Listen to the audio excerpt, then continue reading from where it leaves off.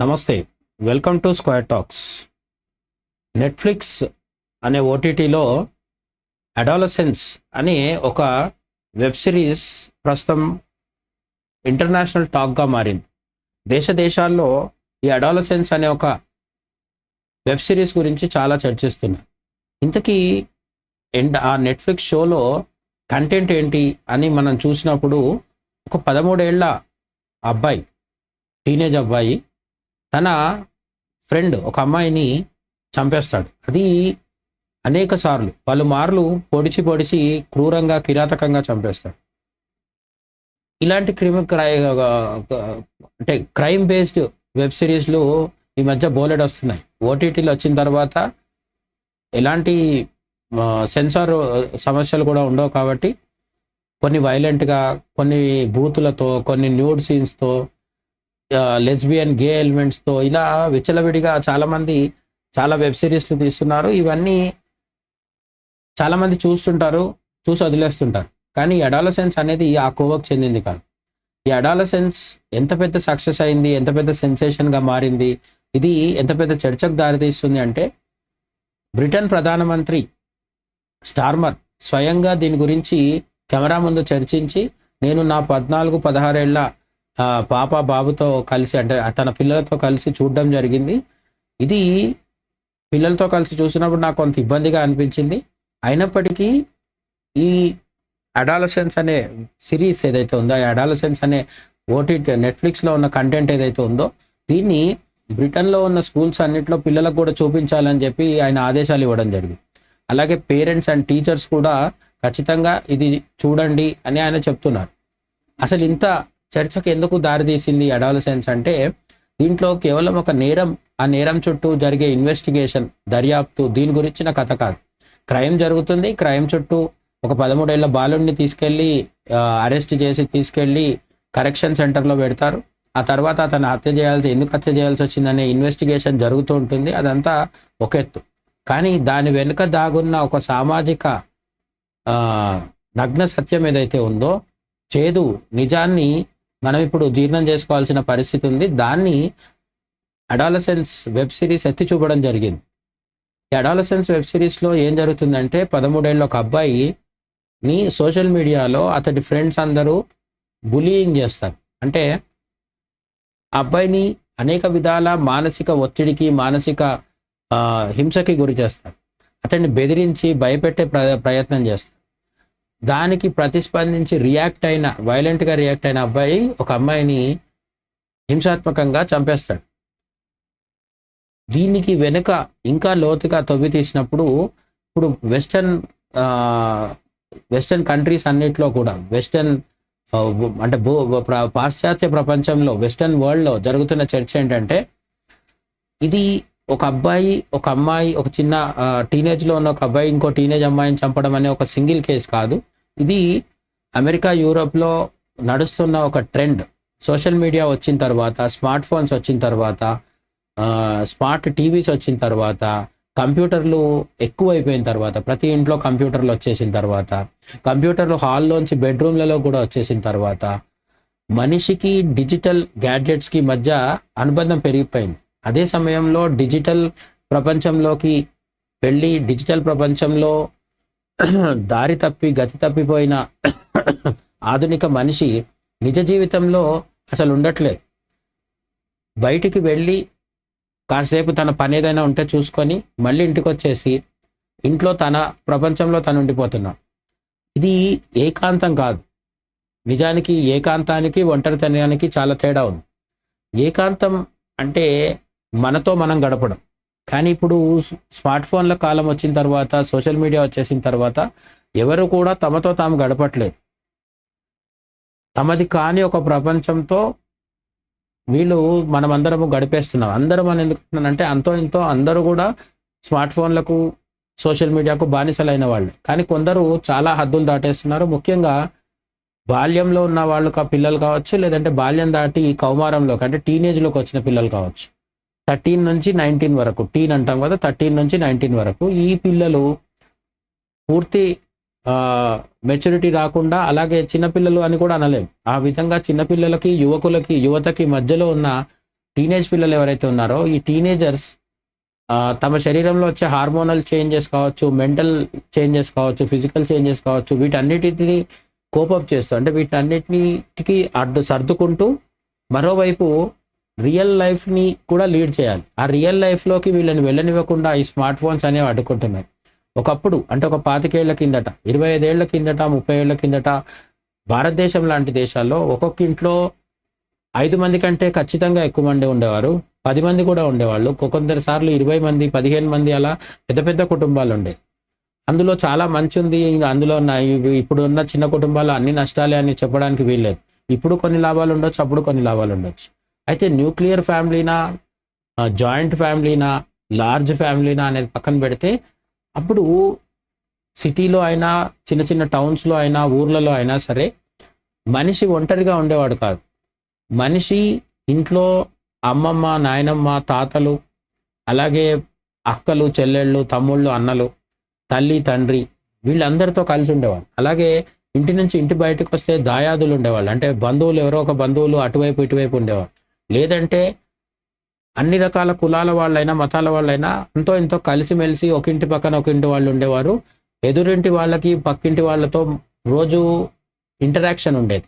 మనకు నవ్వుకున్నా, కలిసి తిరిగినా, పండగలు చేసుకున్నా, పబ్బాలు జరుపుకున్నా, లేదా అసలు కొట్లాడుకున్నా సరే, కొన్నిసార్లు గొడవ పడ్డా సరే రియల్ లైఫ్లో రియల్ మనుషులతో ఇంటరాక్షన్ అనేది ఉండేది.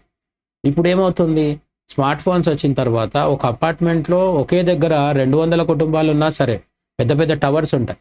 ఆ టవర్స్లో ఒకే దగ్గర 100 కుటుంబాలు ఉంటాయి. కానీ ఈ ఇంటి వాడికి పక్కింటి వాడితో లింక్ ఉండట్లేదు. ఎవరి డోర్స్ వాళ్ళు క్లోజ్ చేసేసుకొని ఉంటున్నారు.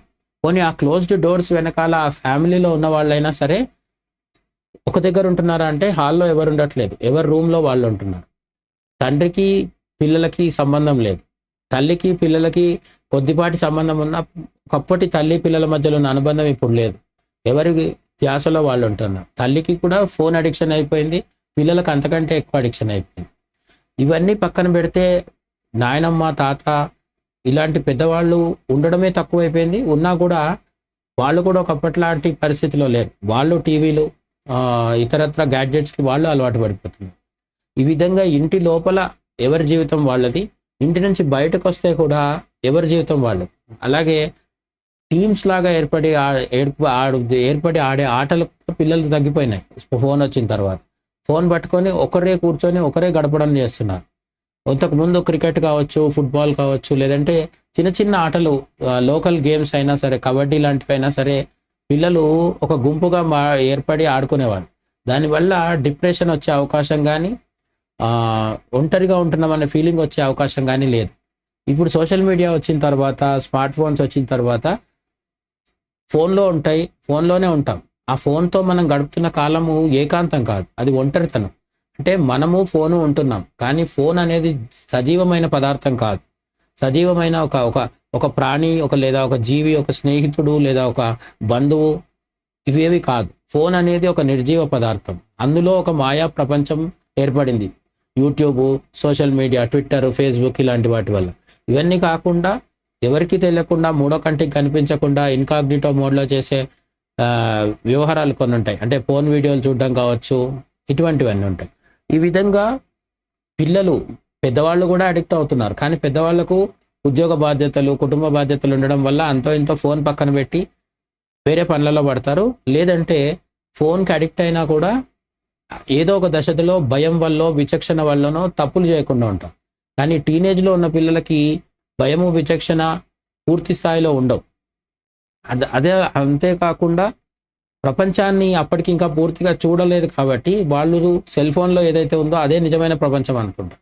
ఇప్పుడు ఈ అడాలసెన్స్ అనే వెబ్ సిరీస్లో, నెట్ఫ్లిక్స్లో చూపించింది అదే.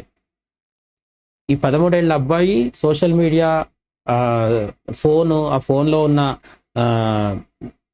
ఇన్ఫ్లుయెన్స్ ఏదైతే ఉందో దానికి లోనైపోయి అదంతా నిజం అనుకొని ప్రతీకారానికి వెళ్ళి ఒక అమ్మాయిని, తన క్లాస్మేట్ అయిన ఒక అమ్మాయిని కిరాతకంగా చంపేస్తాడు. ఇంత క్రూరంగా తయారవడానికి కారణం ఏంటి అంటే, ఇప్పుడు అడాలసెన్స్ నేపథ్యంలో అమెరికా, యూరోప్లో ఇంకొక చర్చ కూడా జరుగుతోంది.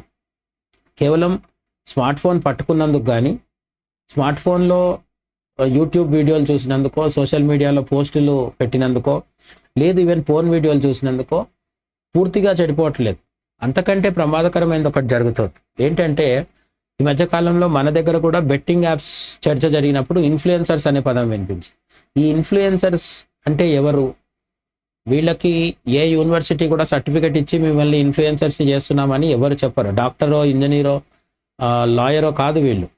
కేవలం తమ మాట వల్లో, లేకపోతే తమ హావభావాల వల్ల, తమ అందం వల్ల, తమ టాలెంట్ వల్ల, రకరకాల కారణాల చేత కొన్ని వేలో లక్షల మంది ఫాలోవర్లని తమ వెనుక వేసుకోగలుగుతారు.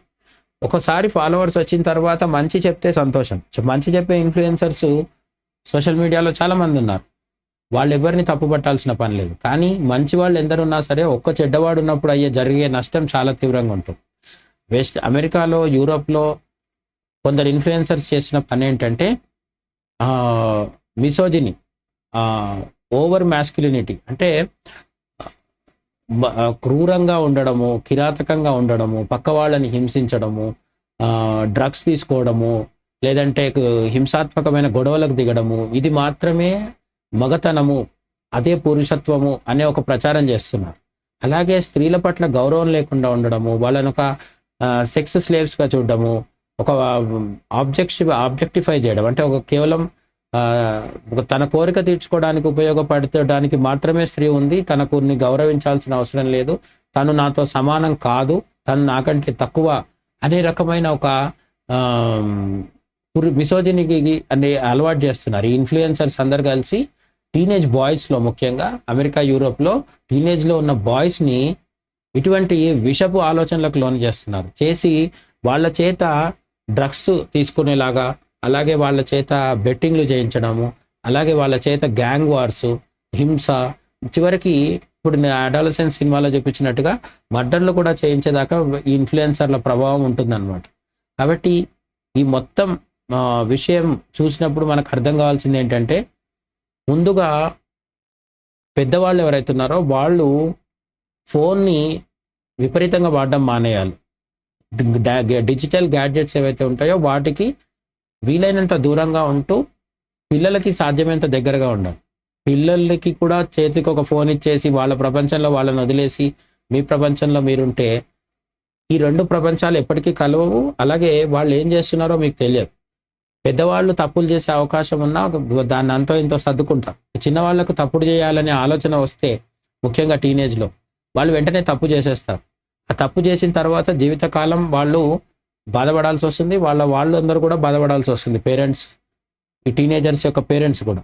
కాబట్టి పిల్లల్ని కన్న తర్వాత పేరెంట్స్ స్మార్ట్ ఫోన్స్ని తాము వదిలేయాలి. జీవితంలో రోజులో ఫోన్ అనేది ఒక చిన్న భాగం మాత్రమే తప్ప రోజు మొత్తం ఫోన్తో గడపడం, అనవసరంగా ఫోన్ స్వైప్ చేస్తూ కూర్చోవడం, ఇటువంటి పనులు పెద్దలు మానేసి పిల్లలతో నిజమైన ప్రపంచంలో గడపాలి. అప్పుడు పిల్లలు కూడా నిజమైన ప్రపంచంలో పెద్దలతో గడుపుతారు. కాబట్టి ఫోన్ అనే బానిసత్వానికి వాళ్ళు లోనవరు. పెద్దలు ఫోన్ మాట్లాడుతూ చిన్నపిల్లల్ని వాడొద్దు అని చెప్తే వాళ్ళు వినరు. ఖచ్చితంగా పెద్దలు ఏం చేస్తారో అది చూస్తూనే వీళ్ళు పెరుగుతారు. కాబట్టి ఇంట్లో టీవీలు, ఫోన్లు, కంప్యూటర్ల వాడకం తగ్గించి పిల్లలతో పెద్దవాళ్ళు కలిసి ఉండి ఒక గుడికి వెళ్ళడమో, లైబ్రరీకి వెళ్ళడమో, పుణ్యక్షేత్రానికి వెళ్ళడమో, లేదంటే రోజు పిల్లలను ఆడించడమో, అంటే ఫుట్బాల్, క్రికెట్ లాంటి భౌతికంగా అలసిపోయే ఆటలు, కేవలం మనసు ఉపయోగించి, మైండ్ ఉపయోగించి ఆడేవి కాకుండా శరీరాన్ని ఉపయోగించి ఆడే ఆటలు టీనేజర్స్కి బాగా అలవాటు చేసినప్పుడు కూడా వాళ్ళు మానసికంగా, భౌతికంగా బాగా ఎదిగే అవకాశం ఉంటుంది. ఈ ఫోన్లు అనేది పిల్లలకు దూరం అవ్వాలంటే ఫస్ట్ పెద్దలు దూరంగా ఉండాలనేది అందరూ అండర్లైన్ చేసుకొని పెట్టాల్సిన అవసరం ఉంది. పెద్దలు ఫోన్లకు దూరం అయ్యి నిజమైన జీవితంలోకి రావాలి. And last and final thing ఏంటంటే, వస్తువుల్ని వాడుకోవాలి, మనుషుల్ని ప్రేమించాలి. జరుగుతోంది ఏంటంటే, మనుషుల్ని వాడుకొని వస్తువుల్ని ప్రేమిస్తున్నారు. అదే గత 20-30 అంటే 2-3 దశాబ్దాలుగా అనేక మానసిక సంక్షోభాలకి కారణమవుతోంది.